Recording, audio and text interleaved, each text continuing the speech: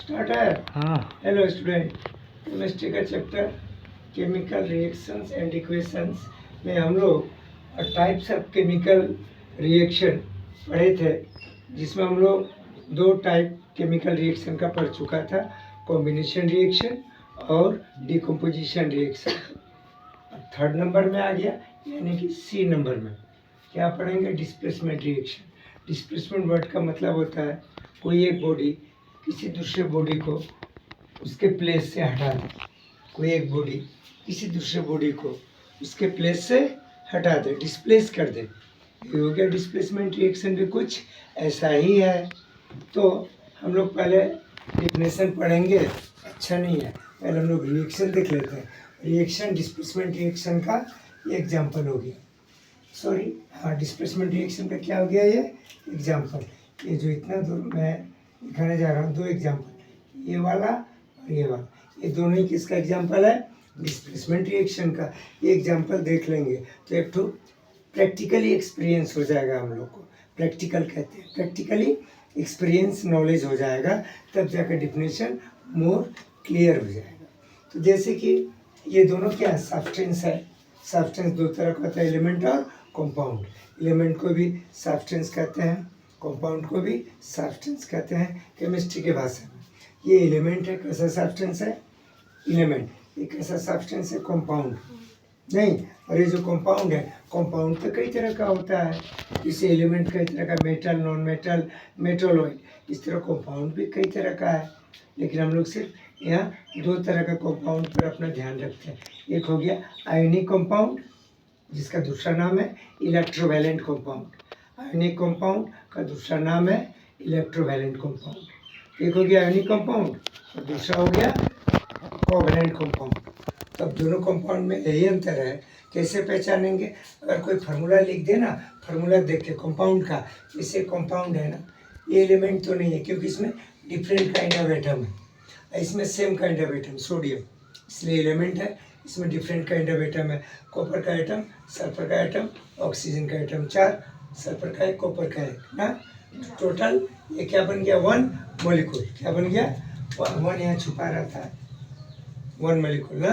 अच्छा, जो भी हो, सोडियम का एक एटम में ही एक मॉलिक्यूल कंप्लीट हो जाता है, क्योंकि सोडियम मेटल के जितने भी एटम है ना, एक एक एटम इस नेचर में फ्रीली एग्जिस्ट कर सकता है। इसीलिए मेटल में एक एटम है तो एटम भी है, वही फ्रीली एग्जिस्ट करने का ताकत होता है मेटल एटम में, इसलिए एक एटम ही मेटल का एक मॉलिक्यूल का भी रोल करता है। लेकिन नॉन मेटल का केस में बहुत कम ऐसा नॉन मेटल एटम है जो एक एक एटम फ्रीली एग्जिस्ट करेगा, लेकिन अधिकतर नॉन मेटल एटम ग्रुप में रहता है। 2 नॉन मेटल एटम एक साथ, या 3 या 4 या 6 non metal atom same kind या डिफरेंट काइंड आपस में मिलकर ग्रुप बनाता है, तब जाकर नेचर में फ्रीली एग्जिस्ट कर सकता है, तब उसे मॉलिक्यूल कहेंगे।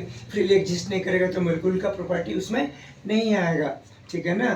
तो यहाँ पर ये जो कंपाउंड है, एलिमेंट तो है नहीं, कंपाउंड है ना। तो इस कंपाउंड में हम लोग देख रहा है दो क्वालिटी का एलिमेंट का एटम है। इसका जो लेफ्ट पार्ट है वो मेटल एटम, जो राइट पार्ट है रेड अंडरलाइंड, हाँ, copper first part left side metal atom, और राइट साइड में सल्फर और ऑक्सीजन नॉन मेटल है।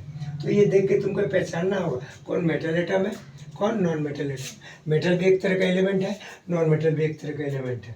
पहचानने का कैपेसिटी होना चाहिए कि फार्मूला में लिखा गया सिंबल को ऊपर SO ये सब देख के पहचान लो इसमें ये कौन मेटल है, कौन नॉन मेटल। इसके लिए स्टूडेंट को कम से कम 8-10 मेटल का नाम, सिंबल और वैलेंसी याद रहना चाहिए, और 8 से 10 नॉन मेटल का नाम, सिंबल, वैलेंसी याद रहना चाहिए।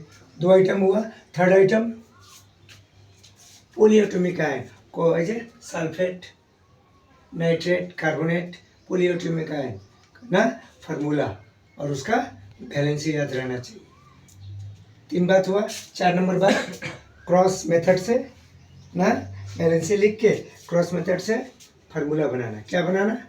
फार्मूला जब बन जाएगा, फार्मूला ही 1 मॉलिक्यूल है, 1 मॉलिक्यूल ही फार्मूला है, फार्मूला ही 1 मॉलिक्यूल है, 1 मॉलिक्यूल ही फार्मूला है, ठीक है ना। तो इस तरह यहाँ पर हम देख रहा है ये जो कंपाउंड है, इसका फर्स्ट पार्ट यानी लेफ्ट पार्ट मेटल है, right part sulphur oxide non metal है, ये हो गया आयनिक कंपाउंड। क्या हो गया? और एक कंपाउंड ये लिख के बता रहा हूँ, देखो जैसे तुमको मैं बता रहा हूँ कार्बन डाइऑक्साइड दिख रहा है, इसका फर्स्ट पार्ट भी नॉन मेटल, सेकंड पार्ट भी नॉन मेटल है ना, तो क्या कोवैलेंट क्या कंपाउंड हो गया? Covalent compound. इस तरह और भी एग्जांपल मिल जाए। तो जिस कंपाउंड में ये कंपाउंड इसीलिए डिफरेंट काइंड ऑफ एटम है, कार्बन एटम, ऑक्सीजन एटम, तो किसी भी कंपाउंड का फर्स्ट पार्ट भी नॉन मेटल, सेकंड पार्ट भी नॉन मेटल, तो हो गया कोवैलेंट कंपाउंड। जिस कंपाउंड का first part metal, second part non metal, तो हो गया आयनिक कंपाउंड या दूसरा नाम इलेक्ट्रोवैलेंट कंपाउंड। तो यहाँ पर कॉम्बिनेशन डिस्प्लेसमेंट रिएक्शन वो रिएक्शन है जिसमें कोई आयनिक कंपाउंड में तो फर्स्ट पार्ट में मेटल रहेगा ही, और एक फ्री मेटल माने एक्स्ट्रा मेटल, ये कोई कंपाउंड नहीं है, मेटल फ्री मेटल, लेकिन ये मेटल इस कंपाउंड में कॉम्बाइन स्टेट में, मेटल जो है सल्फेट के साथ कॉम्बाइन स्टेट में, जबकि ये सोडियम मेटल फ्री स्टेट में, और कॉपर मेटल कॉम्बाइन स्टेट में, किसके साथ? सल्फेट के साथ। तो जब कोई फ्री रिएक्टिव मेटल, और एक तो होता है रिएक्टिविटी सीरीज, क्या होता है? वो एक तरह का चार्ट है, टेक्स्ट बुक में है, मेटल नॉन मेटल चैप्टर में एक चार्ट बना है। उस चार्ट में देखो अगर सब मेटल का नाम है, सीरियली एक की छोकरा इधर ध्यान देना, ये कहते तो पूछ बैक क्वेश्चन कभी भी कर सकता है, जवाब नहीं देने से उसका सैटरडे बन जाएगा। अगर सैटरडे है तो है, सैटरडे नहीं भी है सैटरडे बना दूंगा, ऐसा मारूंगा। बस एक ही डर है, पढ़ाते वक्त स्टूडेंट का आँख का चेहरा में चेक करते रहता। उनको ठगबाज मुझे पसंद नहीं, क्रॉस क्वेश्चन कर दिया, बैक क्वेश्चन जवाब नहीं दिया तो धड़ाक से मार दूंगा, इसलिए सावधान रहना। आगे बोल दिया मैं, बोलना भूल जाता हूँ कभी कभी, तो ख्याल रहे।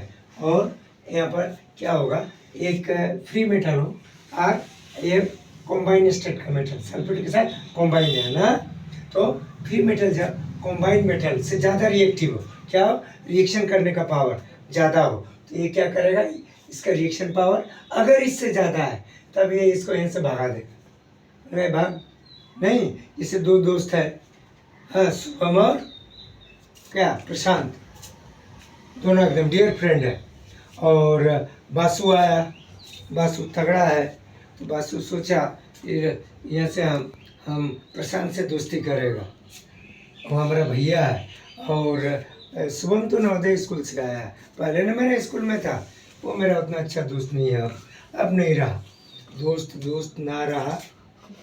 हाँ गाना है, तो प्रशांत उसी का बगल में रहता है, कॉलोनी में रहता है, तो ये सोचा मैं तो शुभम से तगड़ा हूँ, मुझे दोस्ती किससे करना है? प्रशांत से, शुभम को हटाना हो, तब आकर के ये दादागिरी मारकर, दबंगगिरी मारकर शुभम को हटे भगा दिया, भगा के शुभम को हटा दिया। वो किसका बगल में जाकर बैठ गया? प्रशांत का गला पकड़ के बैठ गया। मेरा दोस्त, मेरा प्यारा दोस्त, उसको गोद में खिलाने लगा, ठीक है। और शुभम दूर हटकर खड़ा होकर देख रहा है, बेचारा एलोन, अकेला। तो इसने ये जो हुआ, क्या हुआ? डिस्प्लेसमेंट। इस तरह ये सोडियम कॉपर से ज़्यादा रिएक्शन पावर होता है। इसका पता कब चलेगा? मेटल नॉन मेटल जब पढ़ोगे, उसमें एक चार्ट मिलेगा, उसमें सिर्फ मेटल का लिस्ट बना है। सबसे ऊपर देखना, तुमको मिलेगा पोटासियम या सोडियम। मान लिया सबसे ऊपर पोटासियम, जैसे मैं यहाँ लिख रहा हूँ, देखिए सबसे ऊपर पोटासियम, उसके नीचे सोडियम, ठीक है, इसके नीचे कैल्शियम, आयरन, इस तरह। इसका मतलब जिसका रिएक्शन पावर ज़्यादा है वो सबसे टॉप, उससे थोड़ा कम रिएक्शन पावर सोडियम। इस तरह decreasing order of reactivity, reactivity माने रिएक्शन पावर, रिएक्शन करने का पावर में सजा, decreasing order up to down, decreasing order of reactivity यानी रिएक्शन करने का पावर के अनुसार। इस चार्ट को बोलते हैं रिएक्टिविटी सीरीज।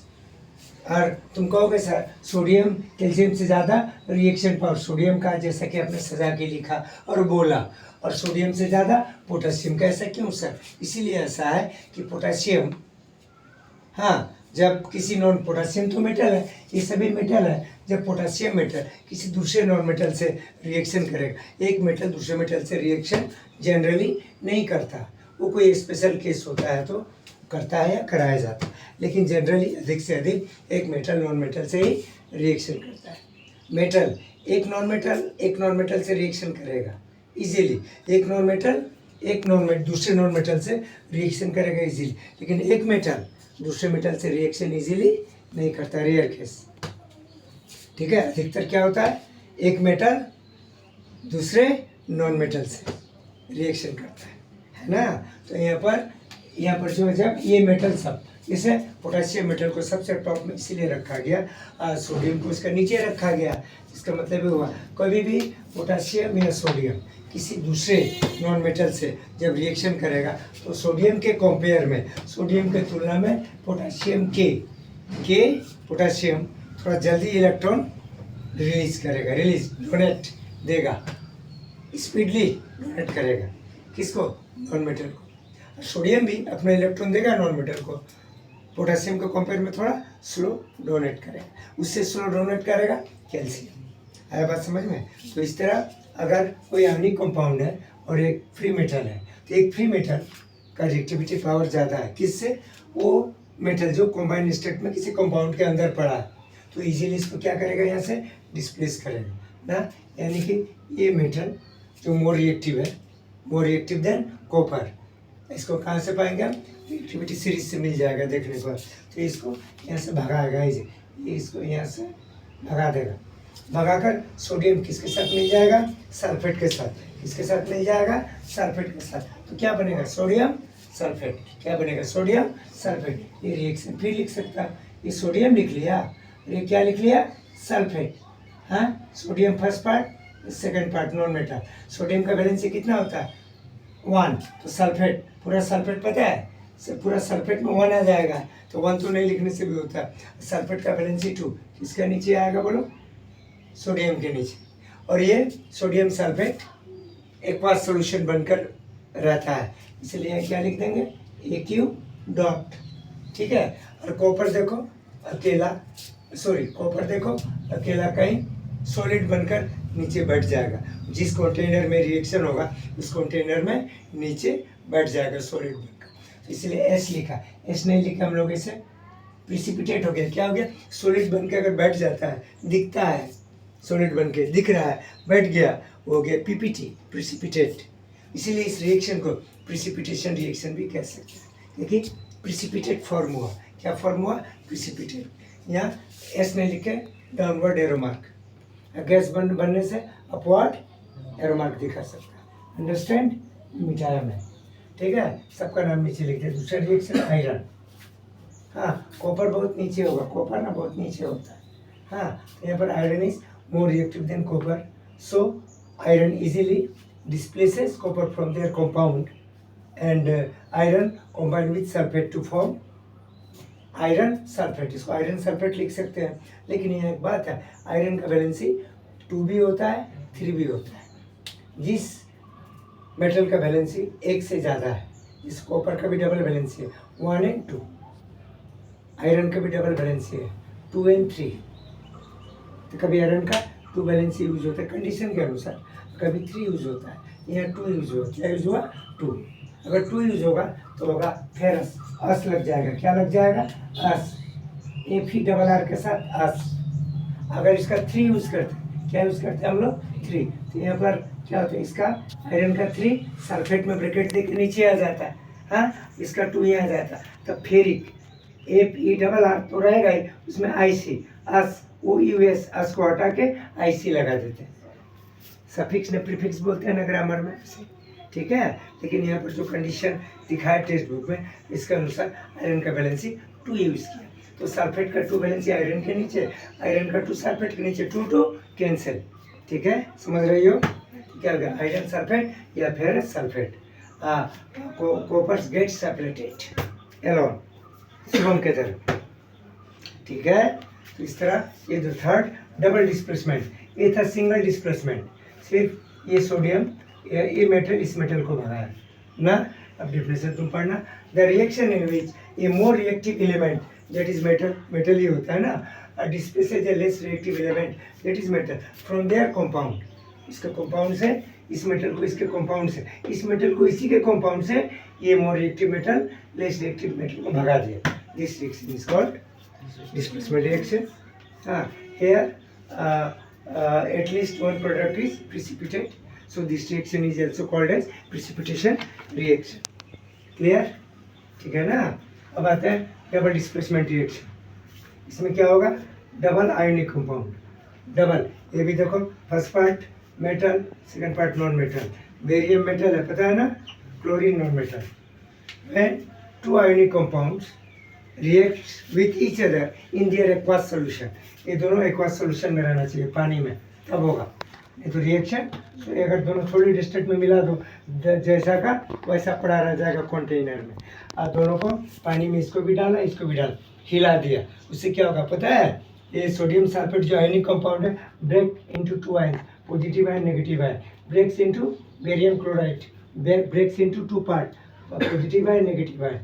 और यहाँ पर ये दोनों आयनिक कंपाउंड में आयन का एक्सचेंज होगा, आयन का बदला बदली, मेरा कलम तू ले ले, तेरा कलम मैं ले लूँ. इस तरह क्या होगा?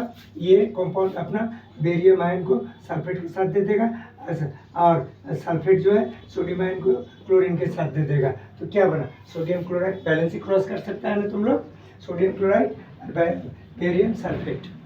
लेकिन एक बात है, इसमें डबल डिस्प्लेसमेंट रिएक्शन में दो प्रोडक्ट जो बनेगा, उसमें एक तो एक्वा सॉल्यूशन होगा, एक एक्वा सॉल्यूशन होगा, और एक प्रिसिपिटेट सॉलिड बने, पीपीटी प्रिसिपिटेट होगा, या गैस बनेगा. प्रिसिपिटेट बनेगा या गैस. तो मैं जो एक ही रिएक्शन दिखाया हूँ टेक्स्ट बुक से, जो सिर्फ क्या गैस वाला नहीं दिखा के प्रिसिपिटेट वाला. तुम लोग रेफरेंस से क्या करना है, यहाँ एक रिएक्शन और घुसा देना, यहाँ पर एक रिएक्शन और घुसा देना, जिसमें ये दोनों चेंज हो जाएगा, ये दोनों कुछ अलग लेना होगा. देख लेना रेफरेंस में, एक एक्वास होगा और दूसरा गैस फॉर्म होगा. कौन होगा? गैस. देख लेना, जरूर मिलेगा रेफरेंस में या गूगल में. समझ में आया? डबल डिस्प्लेसमेंट रिएक्शन मार निकल जाए, फिर घुसा देना. हम अगर एक एग्जाम्पल यहाँ दो दिखा, तुम और एक दो ढूंढ लो, तुम्हारा लाभ होगा. एक दिखा है तो दो तीन और ढूंढ लो, एक दिखा है एक या दो और ढूंढ लो. ऐसा जो करेगा वही 90% क्रॉस करेगा, जो ऐसा नहीं करेगा उसका मार्क्स 70 to 80% के बीच रह जाएगा. आगे मैं बता दी. लेकिन ऐसा जो करता है उसका तो किसी भी 90% क्रॉस करेगा. तो डबल डिस्प्लेसमेंट रिएक्शन डिफिनेशन में पढ़ लेता हूँ. क्या है? The reaction in which the exchange of ions takes place between the reactants. दोनों रिएक्टेंट के बीच आयन का एक्सचेंज बदला बदली हुआ कि नहीं? इधर हुआ ना. इन देयर अपने एक्वास सॉल्यूशन में बदला बदली करेगा. एक्वास सॉल्यूशन होना चाहिए. हाँ, और क्या लिखा? At least one product is in gaseous form और PPT precipitate. Such reaction is called double displacement reaction. ठीक है? Endothermic reaction, the reaction in which heat is absorb by the reactants.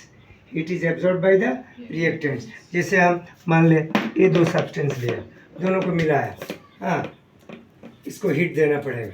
Heat देने का मतलब जैसे हीट देगा ये दोनों रिएक्टेंट हीट को एब्जॉर्ब कर लेगा, हीट को एब्जॉर्ब करेगा, तब जा कर के रिएक्शन. सिंगल है, हीट एब्जॉर्ब तो नहीं, इसमें सिंगल, इसे सिंगल है ना, ये हीट एब्जॉर्ब करके ब्रेक डाउन होगा. क्या होगा?